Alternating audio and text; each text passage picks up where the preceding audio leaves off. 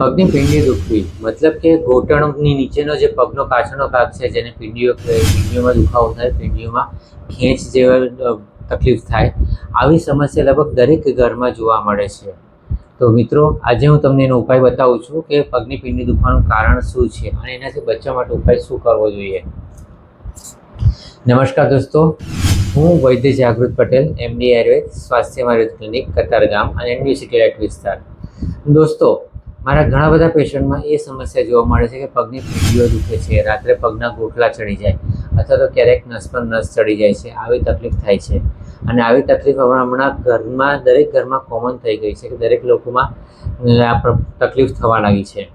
તો મિત્રો, આયુર્વેદના દ્રષ્ટિએ વાત કરીએ તો આયુર્વેદમાં ન વેગન ધારણીય મતલબ કે કુદરતી હાજતો રોકવી જોઈએ નહીં એવું એક શાસ્ત્રમાં સ્પષ્ટ કીધું છે.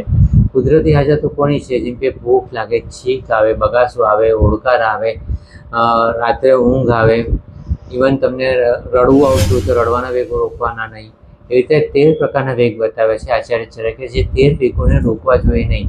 એમના કેટલાક પર્ટિક્યુલર વેગ એવા છે, જેમ કે ગેસનો વેગ.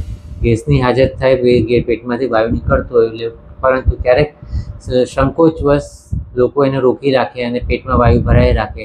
એવી રીતે પેશાબ લાગી હોય પણ કામમાં બિઝી હોય, રસ્તામાં કંઈ શૌચાલયની સુવિધા ન હોય તો લોકો પેશાબ રોકી રાખે. એ જ રીતે સંડાસની હાજત, સંડાસ કરવાની ઈચ્છા થઈ હોય અને સંડાસ કરવા ન જાય અથવા તો હાજત ન થઈ હોય ત્યારે પરાણે જોર કરીને સંડાસ કાઢવા પ્રયાસ કરે.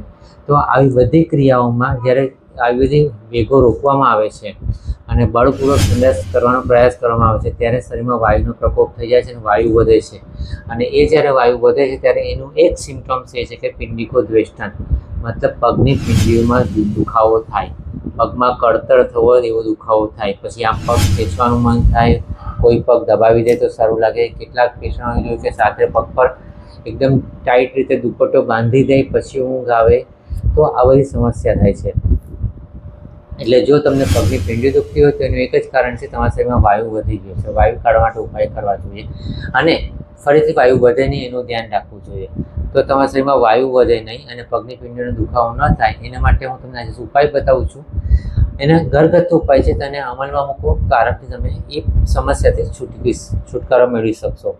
ઇવન જ્યારે પગની પીંડી દુખતી હોય છે ત્યારે ડૉક્ટર સજેસ્ટ કરે કે તમારે વિટામિન B12નો રિપોર્ટ કરાવો અને એમાં પણ વિટામિન B12 ડેફિશિયન્સી જોવા મળે છે. એટલે એલોપેથિક સાયન્સ પ્રમાણે શરીરમાં વિટામિનનું પ્રમાણ ઘટી જાય તો પણ પગની પીંડીઓ દુખવા લાગે છે.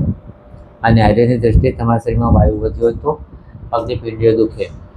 તો આવી સમસ્યાથી સ્વસ્થ રહેવા માટે શું કરવું જોઈએ? પહેલી વસ્તુ, કુદરતી હાજતો રોકવી નહીં. ઊંઘ આવે તો ઊંઘી જવું. ઘણી વખત રાત ઉજાગરા કરવાથી પણ પગની પીંડીઓ દુખવા લાગે છે. તો ઊંઘ આવે, ઊંઘી જવું. રાતની ઊંઘ મોડે સુધી જાગવું અને સવારે મોડે સુધી ઉઠવું. તો રાતની ઊંઘ ઓછી ન થાય, 4-5 કલાકની જ ઊંઘ થાય. તો આવી ઓછી ઊંઘ હોય તો પણ પગની પીંડીઓ દુખે. એટલે રાતની ઊંઘ પર્યાપ્ત લેવી જરૂરી છે.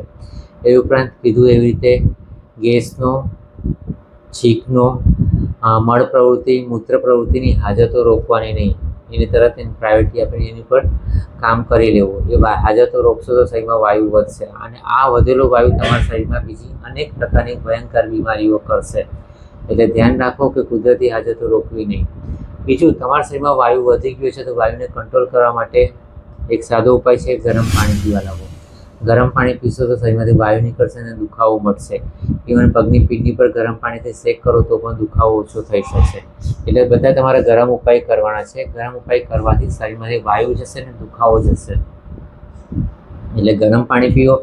વધારે ગેસની તકલીફ હોય તો એ ગરમ પાણીમાં 1-2 ચપટી સંચળ નાખીને સંચળવાળું ગરમ પાણી પીવો તો પણ સારું રહેશે.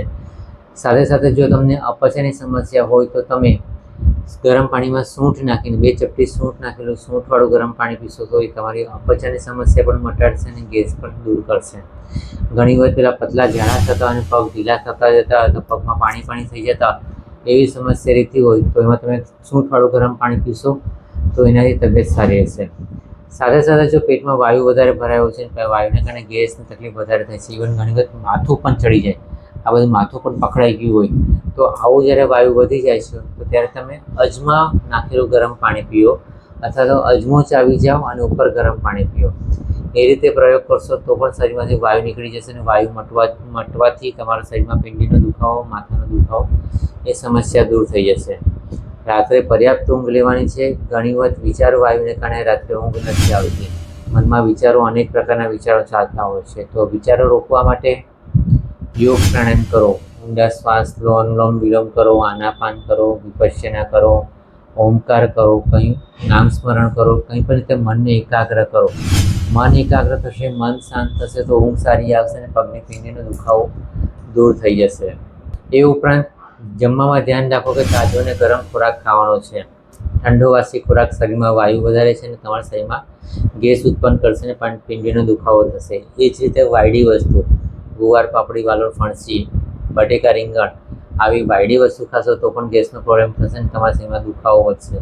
તો એવી વસ્તુથી દૂર રહો. સાથે ચિંતા, શોક અને ભય, આ ત્રણ મનનો ભાવો છે. આ ત્રણ મનના કારણો છે.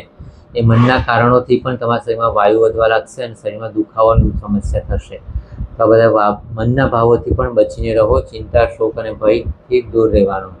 એના માટે પણ તમને યોગ પ્રાણાયામ મદદ કરી શકશે. એ ઉપરાંત બહુ જૂની બીમારી હોય, વિટામિન B12 ડેફિશિયન્સી હોય, તમારી પાચન શક્તિ બગડી હોય, એવી કોઈ સમસ્યા હોય તો કોઈ વૈદ્યના માર્ગદર્શન હેઠળ આયુર્વેદિક દવા લઈ પરેજી પાડીને તમે આ રોગમાંથી કાયમી રાહત મેળવી શકશો. તો દોસ્તો, દર વખતે કહું છું તે જ રીતે આજથી જ આયુર્વેદ અપનાવો અને આજીવન સ્વસ્થ રહો. નમસ્કાર.